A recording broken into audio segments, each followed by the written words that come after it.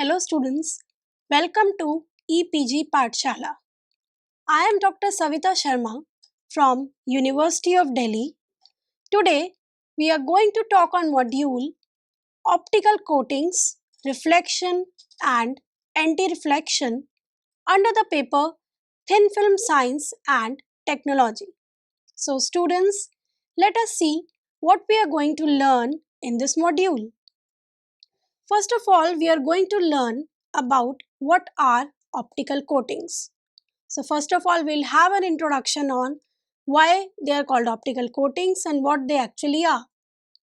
Secondly, we'll study about the materials for optical coating, that is the various categories of optical coatings materials. Thirdly, we'll study in detail about the optical coating theory. Next, we'll see the coating deposition process technology. And in the end, we'll study the various factors and materials in coating deposition. So let's start with the introduction, that what are actually optical coatings. Optical coatings are composed of combination of thin film layers which can create interference effect. This interference is used to enhance the transmission or reflection properties within an optical system. The performance of an optical coating is dependent upon the number of layers, the thickness of the individual layers, and the refractive index difference at the layer interfaces. Many common types of coatings are used on precision optics, including anti-reflection, that is AR coatings, and high reflective mirror coatings, beam splitter coatings, and filter coatings such as short pass, long pass, and notch filters. Anti-reflection coatings are included on most refractive optics and are used to maximize through output and reduce unwanted reflections. High reflective coatings are designed to maximize reflectance at either a single wavelength or across a broad range of wavelengths and are most often used to create mirrors. Beam splitting coatings are used to divide incident light into known transmitted and reflected light outputs. Filters are found in a number of life science and medical applications and are used to transmit, reflect, absorb, or attenuate light at specific wavelengths. Advant Optics also offers a variety of custom coatings to meet any application need. Optical coatings are designed for a specific incident angle and a specific polarization of light, such as S polarization, P polarization, or random polarization. Using the coating at a different angle of incidence than what it is designed for will result in a significant degradation in performance, and sufficiently large deviations in incident angle can result in a complete loss of coating function. Similarly, using a different polarization than the design polarization will generally yield undesirable results. In Table 1, the chemical categories of the materials that are used for optical coating are segregated by spectral region. Overlap exists between all regions, while the Table 2 in the further slides lists the materials typically used in those spectral regions.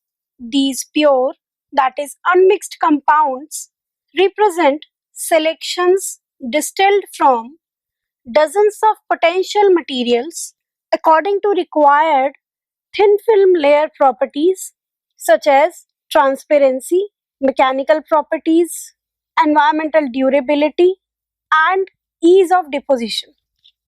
Table 1, in which you can see the chemical categories of the materials that are used for optical coating, segregated by spectral region.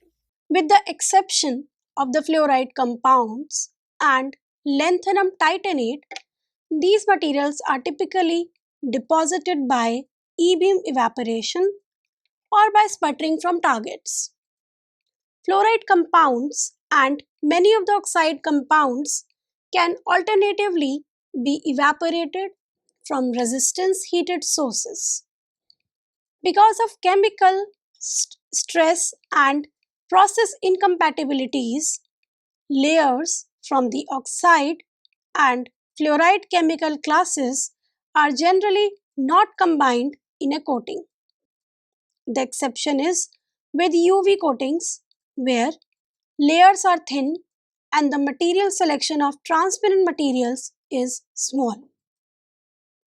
Multi-component materials have been developed to achieve improvements in one or more thin film layer properties over the single element precursor.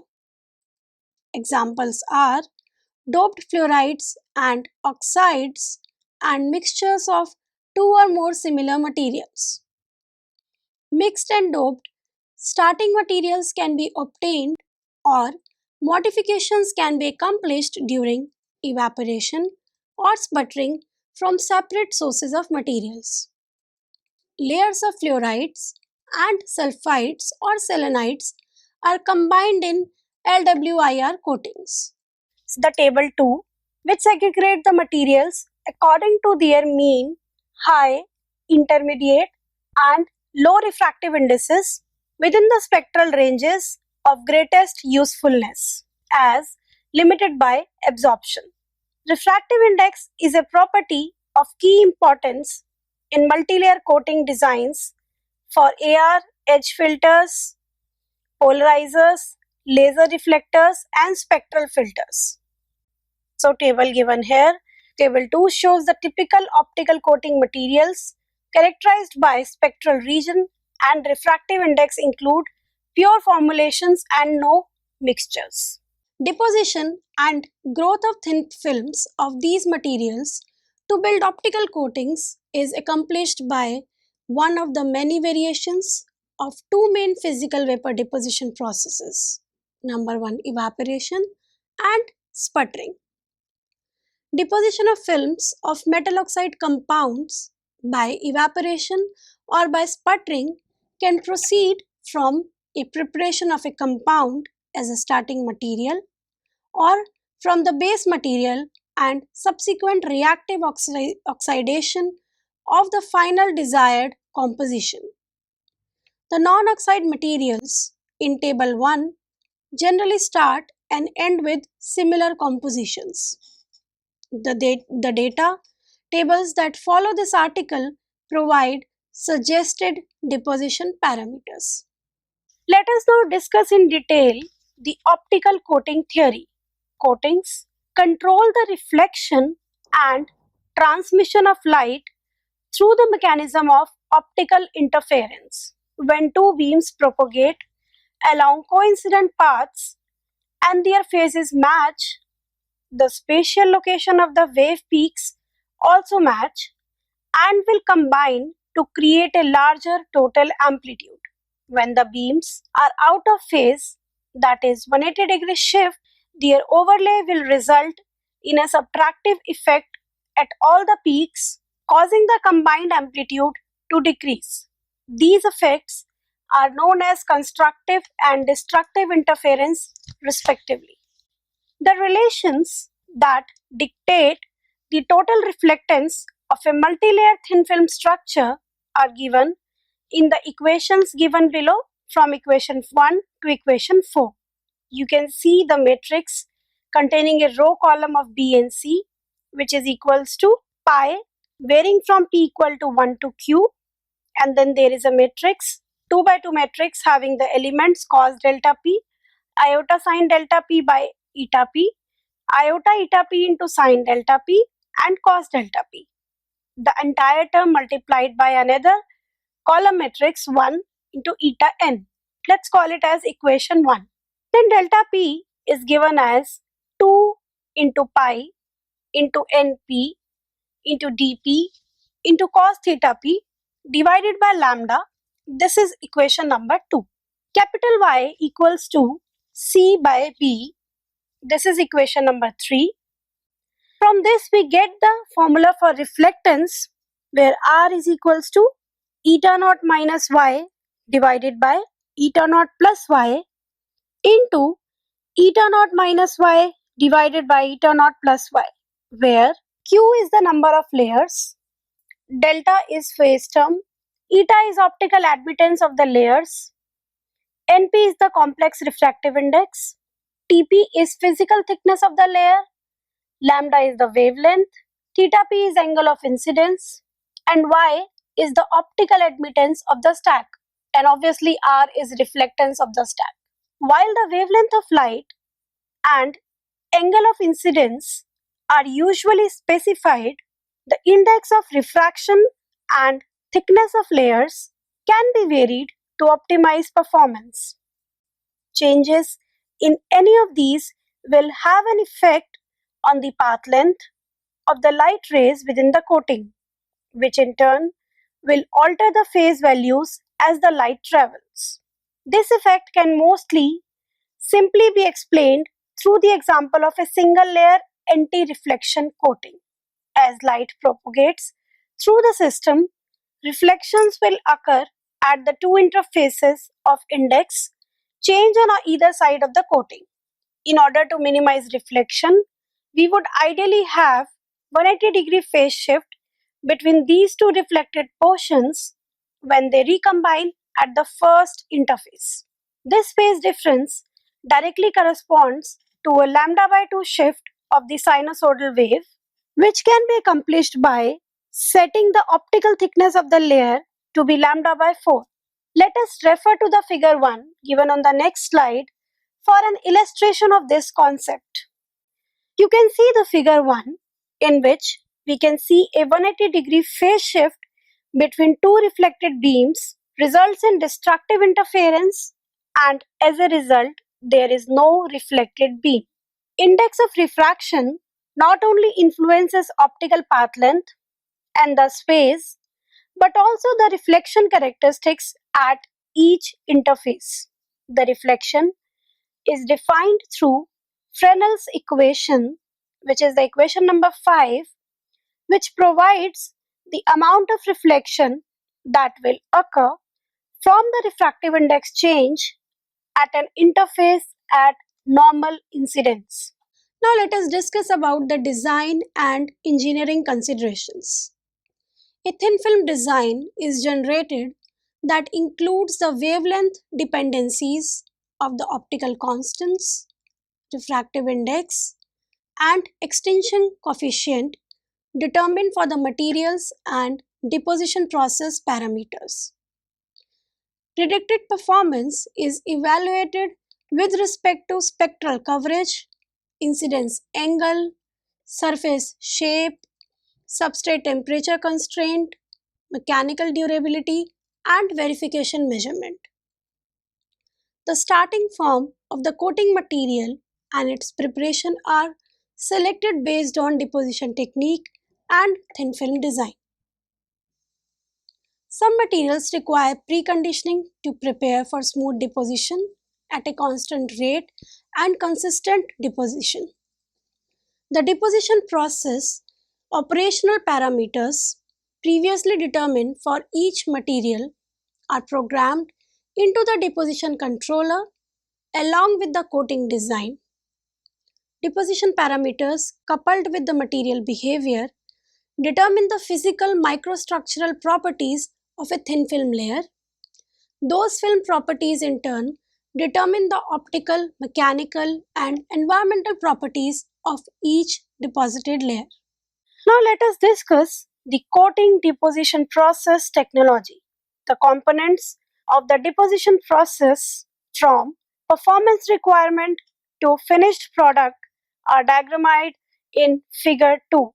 It is evident from the descriptions of the process that components that material science and deposition technology play complex interdependent roles in successfully producing optical coatings.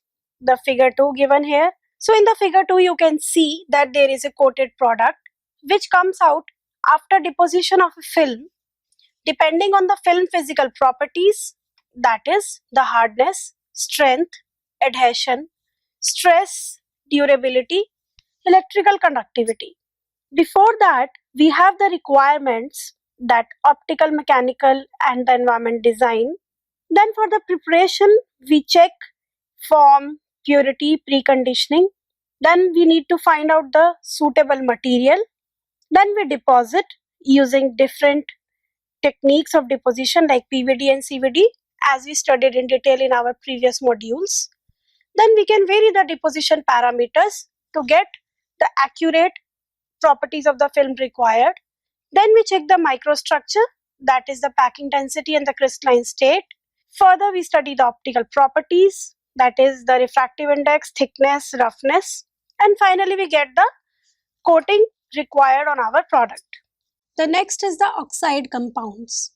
Oxide films can be deposited from an evaporant source or sputtered using oxide or metallic targets. Evaporable metal oxide compounds are supplied in several forms and preparations depending on the particular compound. Typical physical forms are sintered or melted pieces, broken crystals, hot or cold pressed tablets, or pre-melted, pre-performed E-beam pocket cones.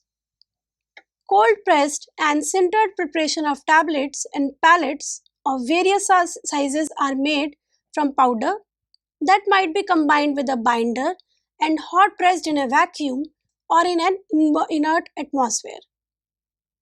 Compressed density, which is usually greater than 95%, is desired to minimize volume porosity from which water vapor or gas can be released upon heating. Some oxides absorb surface water, other form hydrates that dissociates with heat. Both types of inclusions can result in the release of water vapor or other trapped gas and generate particulates or cause pressure variations. Fluoride compounds absorb atmospheric water and experience the same problem and must be gently outgassed. Now let us discuss how we select the materials. The materials that will be used in the design are selected according to the spectral criteria of table 1 and 2, as well as the durability requirements and deposition process. Coating materials are pre-processed and formed to provide controlled vaporization behavior and to ensure that the physical and optical properties of the deposited film are consistent from run to run. The optimum film composition, physical structure, and the vaporization behavior throughout the deposition process are strongly dependent on the preparation of the starting material. Furthermore, the different chemical compositions outlined in table 1 and the specific compounds listed in table 2 require individual preparations and forms.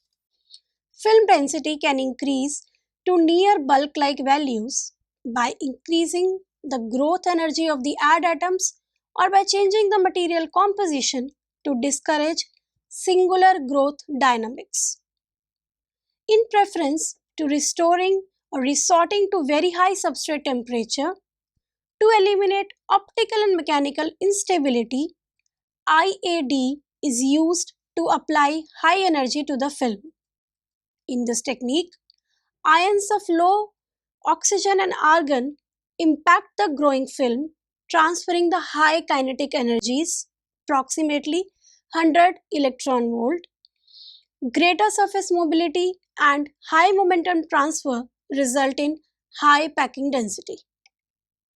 The second method for discouraging the low packing density is to introduce an impurity content whose species occupy the spaces and the unsatisfied bonds normally accompanying nanocrystallites, thereby interfering with crystalline growth and resulting in an amorphous dense structure. The additive should be mutually solvent with the host material and possess other favorable chemical properties. A number of oxide and fluoride mixtures have been engineered and are available commercially. Then the next category is the multi-component materials.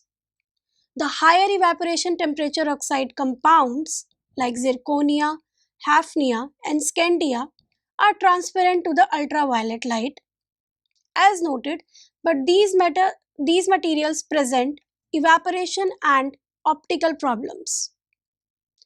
A refractive index gradient that varies with the film thickness can exist in the film layer.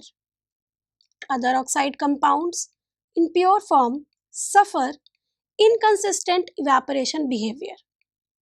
The film itself might contain multiple crystalline states that can transform at high temperature, causing the optical and mechanical properties of the film to be unstable. The chemical state of the starting material might be fully oxidized or be fully reduced to a suboxidized. The reduced state often melts and is conductive. Both properties are desirable for E-gun vaporization. Materials that evaporate from the melt have a lower tendency of ejecting microparticulates and spatter that can result in optical scatter and pinhole creations. When the melt is electrically conducting, E-beam deflection and defocus due to localized charging are eliminated. The reduced forms are gray or black in color versus white for the fully oxidized insulating material. Reoxidation is achieved in several ways. The first is deposition onto the substrate, held at temperature greater than 200 degrees Celsius, providing an excess of oxygen. The second method of reoxidization is to produce oxygen ions in a reactive plasma process. The third popular technique is to use an ion assist, that is IAD source, that produces energetic argon and oxygen ions. If the activation or reactive energies are insufficient to produce a non-absorbing film, post-baking in air at a high temperature greater than 300 degrees Celsius might be required. Referring to the tables, we see that the low index oxide common to all oxide coating combinations is silicon dioxide. The companion high index materials for visible through SW wavelengths are titania or tantala. A successful replacement for tantala, that is Ta2O5, is lanthanum titanate. As prepared, this material is actually a complex chemical compound, and compared to pure tantala, lanthanum titanate, that is LaTiO3, has the desirable properties of requiring low evaporation temperature, producing denser film layers of lower stress with nearly the same index. Its infrared transparency extends to approximately 8 micrometers. Then titanium dioxide, which is TiO2, is a favorite visible range material because of its high refractive index. It finds wide application in AR coatings in the ophthalmic industry. There are numerous deposition techniques involving different oxidation states of the starting preparations have been studied to avoid the presence of multiple and unstable crystalline states in the deposited coating and evaporation difficulties. The starting material composition should be Ti3O5. This suboxide composition melts, enabling smooth and reproducible deposition. Another high index alternative to titania and tantala is niobium. Oxides of the three materials can be deposited by sputtering the metal. Some oxide compounds and all fluoride compounds melt before reaching evaporation temperature. Others, such as silica, alumina, and refractory oxide compounds, which are hafnia and zirconia, evaporate from a fused vitreous surface or sublimate SiO. If the material retains its granular form rather than forming a melt, heat transfer among the grains or pieces is insufficient, and the concentration of heat at sharp boundaries, such as dust, voids, or trapped water sites, can result in the explosive emanation of particles and pressure bursts. Extended preconditioning with a sweeping electron beam can reduce these problems. Now let us study how to avoid the problems. Particulate showering and spatter and pressure burst are common problems encountered when evaporating oxide compounds. When the starting material is not properly preconditioned or is of no optimum composition, particle emanation can range in intensity from occasional burst to continuous showering. Particles ranging in size from nanometer to multiple micrometers can be embedded in the layer and cause light scatter or voids, that is, the pinholes, when removed by abrasion. Particulates are often the initiation sites for laser damage and water penetration, and that failure mechanism is as important as absorption in the film in limiting the damage threshold. Included particulates become points of mechanical stress concentration and initiation sites for failures such as grazing and cracking. With underdense starting materials, pressure variation from the release of trapped gases during film layer growth can contribute to inhomogeneity of optical properties as well as upsetting the crystal monitor. A technique that coating technicians apply to reduce these problems is to create a dense melt by repeating charging of the crucible and melting down to a dense mass. This procedure is wasteful of time and resources, and an improved preparation of many oxide compounds has been introduced. That is, pre-melted cones that fit the E-beam pocket.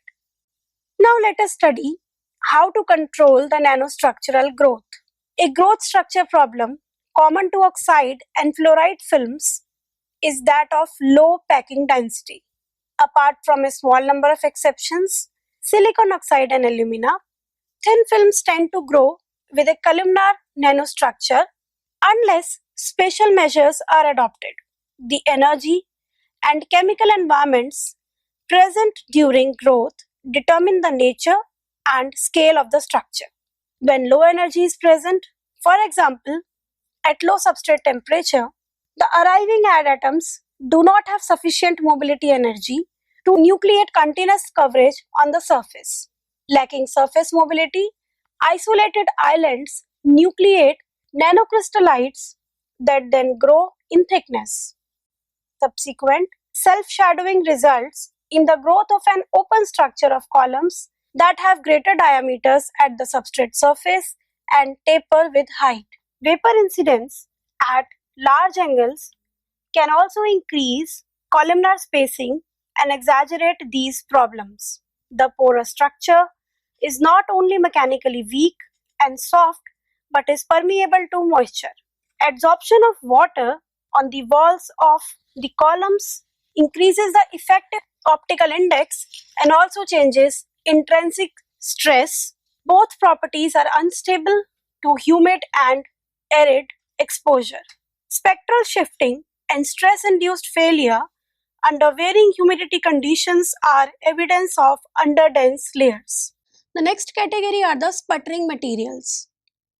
Sputter deposition has the advantages of reproducibility of results and simple process automation. Optical films can be deposited from a metal target by oxidizing or nitriding sputtered metal ions to deposit an oxide or nitride film layer of the desired composition. DC magnetron sputtering is the technique used with metal targets that are electrically conducting. Oxide or insulating targets can be sputtered by radio frequency sputtering, but the rate is lower. Many variations in the sputter technique have been developed. Practically any material, alloy, mixture, pure metal, ceramic oxide, nitride, boride, carbide, etc., can be supplied as a target. Fluorides and sulfides, selenites, are rarely traditionally sputtered because of the hazardous nature of the components and difficulty in maintaining composition. So, next type of materials that we can use are metals, metal oxide, and nitride compounds for optical applications can be deposited by admitting the appropriate reactive gas to the sputtering plasma. Similarly, metal carbide and boride compounds used in tribiological coatings can be sputter deposited. High deposition rates are achieved by DC magnetron sputtering, while aluminium, gold, and silver can be thermally or electron beam evaporated. Mixed materials composed of a host oxide and small percentage of similar oxide compound have been introduced to improve on evaporation consistency. In addition, the mixed materials promote the growth of dense film layer structures because the incorporation of the additive discourages the growth of multiple crystalline phases. Instead, a matrix of fine crystallites is assumed to form that is effectively pseudomorphous. The result is binary. The result is stable properties under exposure to high temperature or high energy laser irradiation. Binary and ternary mixtures have been engineered that exhibit improved hardness and tribiological properties along with transparency. Lanthanum titanate is a material that provides improved properties as discussed above. Next is the fluoride coating materials. The evaporation or sputtering of non-absorbing film layer of oxide compounds require oxidation to the desired composition by introducing activated oxygen in a reactive process. Fluoride and semiconductor layer deposition proceed without the need of supply components. In fact, high vacuum is required to limit gas incorporation in fluoride film layers. Fluorides retain their chemical composition upon evaporation unless excessively high power is applied. It is advisable to operate at a minimum E-beam voltage. Then the next is second 6 compounds. Optical coatings that operate to wavelengths of approximately 5 micrometer can be built from the oxide and fluoride materials that we have discussed, but beyond approximately 5 micrometer, oxide compounds begin to absorb, so sulfide and selenide compositions must be substituted along with semiconductors as shown in table 2.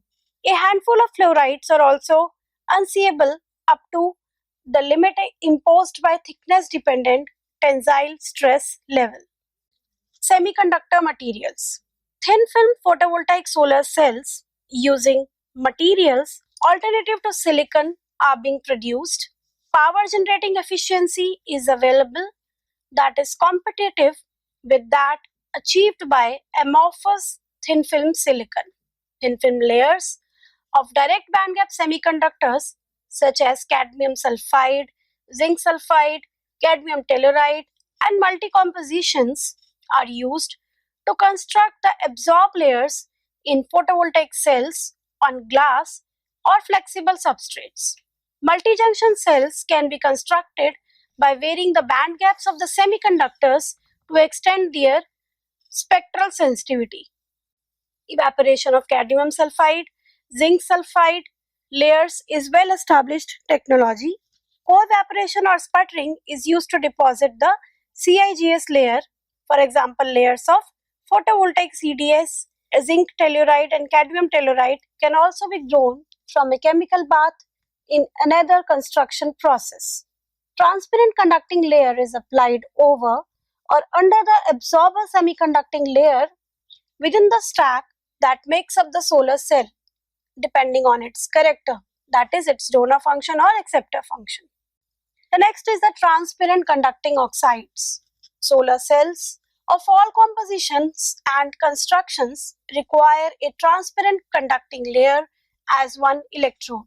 So TCOs, that is the transparent conductors, are based on the addition of a transparent oxide of a few percent of a cation or anion donor carrier that is responsible for electrical conduction. A variety of TCO materials have been developed, that is indium doped tin oxide, that is ITO, which has the longest history and widest application. ITO is being replaced by compositions that are less expensive than indium containing material. Spray pyrolyzed tin oxide and fluorine doped tin oxide are alternates to ITO for solar cell electrodes, as are cadmium tin oxide, zinc tin oxide.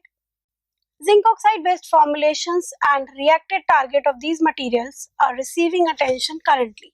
Aluminium doped zinc oxide is among the TCOs being developed along with indium doped and gallium doped. Aluminium doped zinc oxide is deposited by DC sputtering from a target that contains 2 to 4% aluminium. Another formulation is aluminium oxide doped zinc oxide.